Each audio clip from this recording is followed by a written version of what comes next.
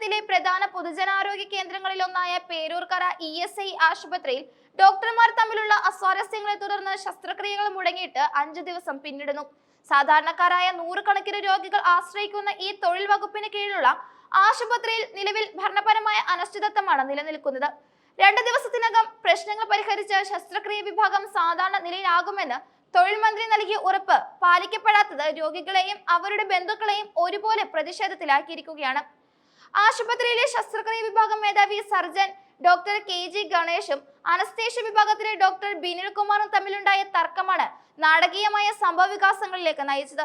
Operation തിയേറ്ററുകളിൽ വെച്ച് ഡോക്ടർമാർ തമ്മിൽ വാക്കുതർക്കത്തിൽ ഏർപ്പെടുകയും ഇത് ശസ്ത്രക്രിയകൾ മുടങ്ങുന്ന സാഹചര്യത്തിലേക്ക് എത്തുകയുമായിരുന്നു. ആശുപത്രിയിലെ ആഭ്യന്തര തർക്കം പുറത്തു വന്നതോടെ 2 ദിവസങ്ങളിലായി നിശ്ചയിച്ചിരുന്ന 6 പ്രധാന ശസ്ത്രക്രിയകളാണ് അനിശ്ചിതത്വത്തിലായത്.